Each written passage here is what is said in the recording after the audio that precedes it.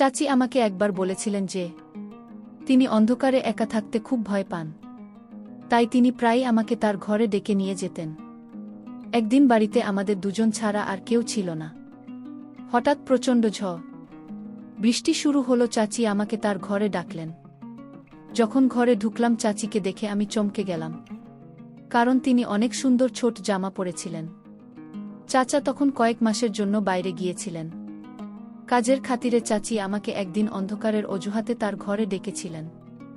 এক রাতে যখন আমি ও চাচি খাতে ঘুমাচ্ছিলাম, মাঝরাতে হঠাৎ করে আমি কিছু অদ্ভুত কিছু অনুভব করলাম।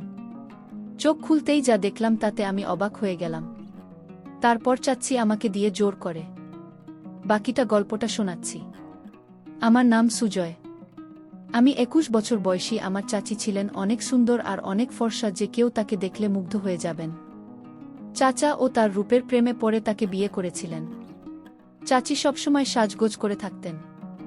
একাদশ শ্রেণীর পরীক্ষা দেওয়ার পরে আমার ছুটি শুরু হয়েছিল, তাই আমি মা বাবার কাছে অনুমতি নিয়ে চাচি ও চাচার বাড়িতে ছুটি কাটাতে যেতে চেয়েছিলাম। চাচার বিয়ে মাত্র 3 মাস আগে হয়েছে, তাই আমার বাবা মা আমাকে সেখানে যেতে নিষেধ করেছে। কিন্তু আমি অনেক বছর ধরেই চাচার বাড়িতে যাইনি, এমনকি তাদের বিয়েতে যেতে পারিনি, কারণ তখন আমার পরীক্ষার সময় ছিল। চাচার সঙ্গে দেখা করার জন্য আমি খুব আগ্রহী ছিলাম এবং নতুন চাচিকে দেখতে চাইছিলাম। বাবার কথা ছিল যে আমরা পরে কখনো দেখা করতে পারব, কিন্তু আমি তখনই যেতে চাইছিলাম। শেষ পর্যন্ত অনেক বুঝিয়ে বাবা চাচার বাড়িতে যাওয়ার জন্য রাজি করালাম। মাঝে মাঝে ভাবি হয়তো ভালো হতো যদি তখন চাচার বাড়িতে না যেতাম, কারণ এত কম বয়সে চাচি আমার সাথে এমন কিছু করবে যা আমি ভাবতেও পারিনি। একটি নতুন অভিজ্ঞতার সন্ধানে আমার জীবনে একটি গুরুত্বপূর্ণ দিন এসেছিল। তা ছিল শনিবারের একটি দিন, যখন আমার বাবা আমাকে চাচার বাড়িতে নিয়ে গিয়েছিলেন। কিন্তু আমাদের পৌঁছানোর পর দেখি বাড়ির বাইরের দরজায় তালা বন্ধ। মনে হলো চাচি হয়তো কোথাও গেছেন। বাবার ফোন করার পর জানতে পারলাম তারা শপিং করতে বেরিয়েছেন এবং বাড়িতে ফিরতে কিছুক্ষণ লাগবে। তাই আমরা বাড়ির বাইরে দাঁড়িয়ে তাদের জন্য অপেক্ষা করতে লাগলাম। প্রায় 2 ঘন্টা পর চাচা চাচি বাড়িতে পৌঁছলেন। বাবা বাইরে গিয়ে তাদের সঙ্গে দেখা করলেন আর চলে গেলেন আমাকে রেখে, এবং আমরা সবাই একসঙ্গে বাড়ির দিকে ফিরতে শুরু করলাম। চাচি তখন স্কার্ফ দিয়ে মুখ ঢেকেছিলেন এবং চাচার বাইকে বসেছিলেন। আমি দেখতে পেলাম চাচি অনেক সুন্দরী। চাচা ছিলেন সাধারণ দেখতে, কিন্তু চাচি সত্যিই সুন্দর ছিলেন। অন্যদিকে চাচা হঠাৎই আমাকে ডাকলেন, সুজয়, কি দেখছো তুমি? অনেকক্ষণ ধরে তোমাকে ডাকছি। তার ডাকে আমি কিছুটা অপ্রস্তুত হয়ে গেলাম, তবে দ্রুত সামলে নিয়ে বললাম, আমি ভালো আছি, এবং চাচাকে সালাম করলাম। এতদিন পর আমাকে দেখে চাচা খুবই খুশি হলেন। মনে হচ্ছে যেন আমরা অনেক দিনের পরিচিত। এখন 2 দিন ধরে চাচার বাড়িতে ছিলাম। চাচি আমার প্রতি পুরোপুরি যত্নশীল ছিলেন এবং আমার জন্য সবকিছু ঠিক রাখছিলেন। চাচা ও চাচিকে দেখে মনে হচ্ছিল আমি নিশ্চয়ই আমার ছুটির পুরো সময় এখানেই কাটাব। তবে আমি জানতাম না যে আমার এই সিদ্ধান্ত পরবর্তী সময়ে এমন একটি মোড় নিতে পারে যা আমার জীবনকে পুরোপুরি পরিবর্তন করে দেবে। আমি আশা থেকেই লক্ষ্য করছিলাম চাচি আমার সামনে অন্য রকমভাবে চলাফেরা করত। আমার কাছে বিষয়টা অবাক করার মতো ছিল। আমি মাঝে মাঝে তার দিকে চেয়ে থাকতাম। আমি মনে মনে ভাবতাম এসব চাচির কাছে সামান্য, কারণ তিনি শহরে থাকেন আর শহরের সবাই এই রকমভাবে চলাফেরা করে। আমার কাছে অন্যরকম লাগত, কারণ আমি গ্রাম থেকে এসেছি। সেখানে কেউ এভাবে চলাফেরা করত না। আমি আসার পর থেকেই চাচ্ছি আমার অনেক কাছাকাছি থাকতে শুরু করেছিল। তার এমন ব্যবহারে আমি মাঝে মাঝে ভাবতাম আমরা অনেক আগে থেকেই পরিচিত। তৃতীয় দিন সকালে আমি যখন ঘুম থেকে উঠলাম তখন বেলা 4টা। ঘর থেকে বেরিয়ে দেখি চাচা ব্যাগ গোছাচ্ছেন। তাকে ব্যাগ করতে দেখে আমি জিজ্ঞাসা করলাম, চাচা, আপনি এত সকালে কোথায় যাচ্ছেন? চাচা বললেন যে তাকে একটি জরুরি কাজে 2 মাসের জন্য বিদেশে যেতে হচ্ছে। আমি হতাশ হয়ে বললাম, কি বলছেন চাচা? আমি তো এখানে মাত্র 2 দিন হলো এসেছি, এবং আপনি এত তাড়াতাড়ি চলে যাচ্ছেন। আমি আপনাকে যেতে দেব না। চাচা আমাকে বোঝাতে লাগলেন, এটা আমার জন্য একটি গুরুত্বপূর্ণ সুযোগ। যদি আমি হারিয়ে ফেলি তাহলে আমি নিজেকে মূর্খ মনে করব। এই প্রজেক্টে কাজের অভিজ্ঞতা আমাকে ভবিষ্যতে একটি ভালো পদে এনে দিতে পারে। চাচার কথার গুরুত্ব বুঝতে পেরে আমি আর কিছু বললাম না। বললাম, ঠিক আছে, আজ সন্ধ্যায় আমি বাবাকে জানিয়ে দিচ্ছি এবং আমি নিজের বাড়ি চলে যাব। বাবা এসে আমাকে নিয়ে যাবে। কারণ আপনি না থাকলে আমি এখান থেকে কি করব? চাচা বললেন, সুজয় এখন আমি চলে যাচ্ছি। তুমি এখানেই থাকবে এবং তোমার চাচির খেয়াল রাখবে। আমার ফিরে আসা পর্যন্ত তোমাকে এখানেই থাকতে হবে। তার কথা শুনে আমি অবাক হয়ে গেলাম। চাচা না থাকলে আমি আর চাচি বাড়িতে একা কিভাবে থাকব? চাচা আরও বললেন, মনে রেখো তোমার চাচি অন্ধকার থেকে ভয় পায়। তাই তাকে যে কোনোভাবে সাহায্য করতে দ্বিধা করবে না। আমি তখন কিছুটা অস্থির হয়ে পড়েছিলাম এবং চাচি মানে অন্ধকারে ভয়। এটা আমার কল্পনাতেও ছিল না। চাচি সম্পর্কেই নতুন তথ্য আমাকে কিছুটা হতাশ করেছিল। প্রথমে তো আমি রাজি হতে চাইছিলাম না, কিন্তু চাচার জোর করার জন্য তার কথা আমাকে শুনতেই হলো। তারপর আমি চাচির দিকে তাকালাম। আমার কথা শোনার পর চাচি আমার দিকে তাকিয়ে অদ্ভুতভাবে হাসছিলেন। মনে হলো আমার এখানে থাকার কথা শুনে তিনি অনেক খুশি হয়েছিলেন। আমি চাচাকে সাহায্য করতে লাগলাম, তার কাপড় গুছিয়ে রাখতে এবং পরে তাদের বিমানবন্দরে পৌঁছে দিল। চাচাকে বিদায় জানিয়ে আমি এবং চাচি বাড়িতে ফিরলাম। বাড়িতে তখন শুধু আমি এবং চাচি। আমি চাচার সঙ্গে শহরে ঘুরে বেড়ানোর পরিকল্পনা করেছিলাম, কিন্তু চাচার বেরিয়ে যাওয়ায় সবটা ভেস্তে গেল। তবে এটি ভাবার চেয়ে বেশি গুরুত্বপূর্ণ হলো চাচি চলে যাওয়ার পর রাতে নিজের ঘরে বসে মোবাইলে নাটক দেখেছিলাম। কিছুক্ষণ পর নাটক দেখে বিরক্ত লাগে। ভাবলাম টিভি দেখা যাক, তাই বসার ঘরে গিয়ে টিভি চালিয়ে বসলাম। একটু পর চাচি এসে হেসে বললেন, কি রে সুজয়, চা চলে যাওয়ার পর কি তোমার এই বাড়িতে মন বসছে না? চাচি আমার পাশে এসে বসে গল্প করতে থাকলেন। তার কথাগুলো শুনতেও আমার অনেক ভালো লাগছিল। আমি ভাবিনি যে চাচি আমার সাথে এত ফ্রি হয়ে কথা বলবেন।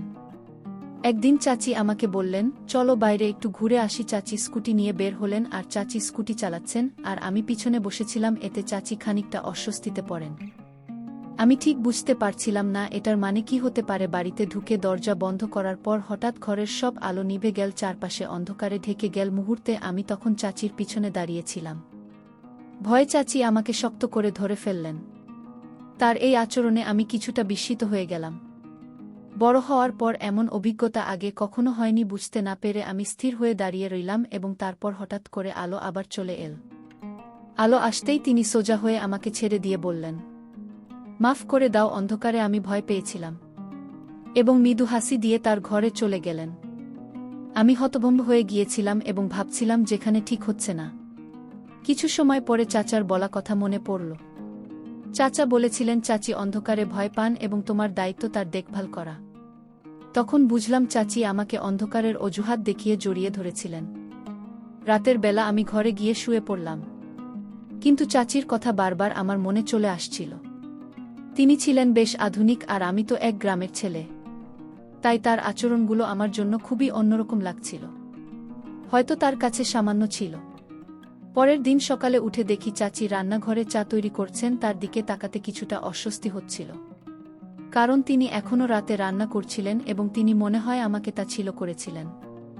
যখন আমি জল পান করতে কিচেনে গেলাম, তখন চাচি আবার আমাকে বললেন। আমি কিছুটা অবাক হয়ে গেলাম, কারণ আগের দিনের ঘটনা এখনও আমার মাথা থেকে বের হয়নি। তিনি হাসি মুখে বললেন, আরে সুজয়, কিসের এত লজ্জা? আমি তোমার চাচি, আর চাচির কাছে কোনো কিছু রোজ করতে হয় না। কিন্তু গত রাতে আমি সত্যিই খুব ভয় পেয়েছিলাম। যদি তোমার খারাপ লাগে তবে আমাকে মাফ করে দিও। তুমি আমার ভাতিজা, আমার ছেলের মতো, এবং আমি তোমার চাচি, তাই তোমার সঙ্গে অধিকার আমার আছে। চাচির এই আচরণে আমি কিছুটা হাসলাম, কিন্তু তারা এমন আচরণগুলি আমার মনে নতুন এক অনুভূতি তৈরি করতে শুরু করল। আচমকা মনে হলো আমি এখন বড় হয়ে যাচ্ছি, আর চাচা হয়তো বুঝতে পারেনি যে এমন কিছু করতে পারে। কিছুদিন পরে এক সন্ধ্যায় মোগলাই খাবার ইচ্ছা হলো। ভাবলাম চাচিকে বলবো, তাই তার ঘরের দিকে গেলাম। চাচির ঘরের দরজা সামান্য খোলা ছিল, তাই অনুমতি ছাড়াই ঢুকে পড়লাম। তিনি বালিশে হেলান দিয়ে মোবাইলে দেখছিলেন, আর তাকে এই অবস্থায় দেখে আমি কিছুটা অস্বস্তি অনুভব করছিলাম। দরজার কাছে দাঁড়িয়ে আস্তে করে তাকে ডাকলাম, কিন্তু তিনি শুনলেন না। মোবাইলে মনোযোগ থাকার কারণে আমার ডাক্তার কানে পৌঁছায়নি। একটু সাহস সঞ্চয় করে ধীরে ধীরে তার পাশে গিয়ে দাঁড়ালাম। আমি যখন চাচির মোবাইলের দিকে তাকালাম তখন চোখ কপালে ওঠার মতো। অবাক হলাম, যা দেখেছিলাম তা আমার কাছে একদম নতুন ছিল। খানিকটা অস্বস্তি হচ্ছিল। তাই তাড়াতাড়ি দরজার কাছে ফিরে গিয়ে চাচিকে একটু জোরে ডাকলাম। চাচি হঠাৎ চমকে উঠে বসে পড়ে এবং কিছুটা বিস্মিত হয়ে বললেন, কি হয়েছে? আমি বিষয়টা এড়িয়ে গিয়ে শুধু বললাম, কিছু না। তারপর নিজের ঘরের দিকে চলে গেলাম। ঘরে ফেরার পথে মনে পড়ছিল চাচিকে আজ একটু আলাদা লাগছে। রাতের বেলা ভারী বৃষ্টি হচ্ছে। হঠাৎ বিদ্যুৎ চলে যাওয়ায় চাচি আমাকে ডাকলেন। আমি তার ঘরে গেলে চাচি আমাকে বসতে বললেন। তাকে দেখে মনে হচ্ছিল তিনি বেশ সুন্দর লাগছিলেন। চাচি বললেন, সুজয়, তুমি যতক্ষণ লাইট আসে আমার কক্ষে থাকতে পারো। আমাকে অন্ধকারে ভয় লাগে। আমি সেখানে থাকতে রাজি হলাম। আমরা কিছুক্ষণ ধরে কথা বলতে লাগলাম। চাচি আমাকে জানালেন চাচি ও চাচা আর খুব তাড়াতাড়ি বিয়ে হয়েছিল। তিনি বললেন, আমার ও তোমার চাচার 1 বছর আগে প্রথম সাক্ষাৎ হয়েছিল এবং আমাদের প্রেম এত দ্রুত বাড়তে থাকে যে আমরা কিছুদিনের মধ্যেই বিয়ের সিদ্ধান্ত নিই। গল্প করতে করতেই সময় চলে যায়। যখন আমি ফের ঘরে যাবার কথা ভাবছিলাম তখন চাচি আমায় বললেন, সূর্য, যদি তোমার আপত্তি না থাকে তাহলে কি তুমি আজ রাতে আমার ঘরে থাকতে পারো? আমার মনে কোনো দ্বিধা ছিল না, কারণ চাচি ও আমি একা ছিলাম। তার সাথে গল্প করতে আমার বেশ ভালোই লাগত। তাই আমি রাজি হয়ে গেলাম। আর চাচাও আমাকে আগেই বলে রেখেছিলেন যে চাচির খেয়াল রাখতে। সারা রাত বৃষ্টির আওয়াজ চলছিল এবং আমি ঘুম থেকে উঠে দেখলাম চাচি অত্যন্ত আনন্দিত, যা আগে কখনো আমি তার মুখ দেখিনি। ব্রেকফাস্টের সময় তিনি আমাকে বলেছিলেন, এখন বৃষ্টির দিন, তাই তুমি আমার ঘরে থাকতে পারো। চাচি আমাকে বলেছিলেন, যদি তোমার কোনো সাহায্য প্রয়োজন হয় তাহলে বিনা দ্বিধায় জানাতে পারো। রাতে আমরা গল্প করছিলাম, কিন্তু হঠাৎ করে আমার শরীরটা একটু খারাপ লাগতে শুরু করল। চাচির কথাগুলো কিছুটা অস্বস্তিকর লাগছিল। যদিও ঠিক বুঝে উঠতে পারছিলাম না কেন শরীর খারাপ লাগলেও কোনোভাবেই তার ঘরে বসে রইলাম। এখানে আসার পর থেকে চাচি আমাকে রোজ রাতে 1 গ্লাস করে দুধ পান করতে দিতেন। আজও তিনি দুধের গ্লাস নিয়ে আসলেন। আমি খেতে খেতে গল্প চালিয়ে যেতে থাকলাম। একসময় অজান্তে ঘুমে ঢুলতে শুরু করলাম আর কিছুক্ষণ পর ঘুমিয়ে পড়লাম। চাচিকে জান রাতে আর সৌন্দর্য লাগছিল, তবে মনেও নানা রকম চিন্তাবিদ করছিল। তার পরের দিনের কথা মনে একটা অদ্ভুত হচ্ছিল। যখন দেখলাম চাচি বাইরে গেছেন আর তার ফোনে বারবার কল আসছে। হঠাৎ পেটে আবার ব্যথা শুরু হয়। আমি তখন বাবাকে ফোন করে জানালাম যে বাড়ি ফিরতে চাই। বাবার কথায় চাচি কিছুটা বিরক্ত হয়ে বললেন, কি তোমার চাচা কি তোমাকে বলেনি যে আমাকে দেখতে হবে, এখনই যেতে পারবে না? চাচির কথা শুনে আমি কিছুটা হতবাক হয়ে গেলাম। কোনো সম্পর্ক আর কি দেখার কথা? সবকিছু জট পাকিয়ে গেল। আমি যখন বিষয়টা জানতে চাইলাম তিনি বললেন, আমি জানি না, তবে তোমাকে এখানেই থাকতে হবে। চাচি আমাকে যেতে না দেওয়ার জন্য জোর করছিলেন, কিন্তু পেটের ব্যথা ততক্ষণে বেড়েই চলেছিল। এই অবস্থায় আমি বেশ অস্থির হয়ে উঠেছিলাম, কারণ ব্যথা কমার কোনো লক্ষণই ছিল না। কিন্তু আমি বুঝতেই পারছিলাম না কেন আমি এমন হচ্ছে। এমন অভিজ্ঞতা আমার জন্য নতুন ছিল। চাচা বাইরে গেছেন প্রায় 1 সপ্তাহ। সন্ধ্যা 7টায় বাড়ির বেল বেজে উঠবেন। ফলে চাচি দরজা খুলতে গেলে দরজা খুলতেই পুলিশ দাঁড়িয়েছিল। পুলিশকে দেখে চাচি কিছুটা ভয় পেয়ে গেলেন। পুলিশ চাচিকে জিজ্ঞাসা করলেন, আপনার আসল উদ্দেশ্য কি?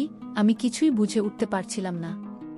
এদিকে আমার পেছনে বাবা চাচিকে নিয়ে এসে হাজির হলেন, আর চাচার হাতে বেশ কিছু ফাইল ছিল। হঠাৎ আমি বলে উঠলাম, চাচা, আপনি তো কাজের জন্য 2 মাসের জন্য বিদেশে গিয়েছিলেন।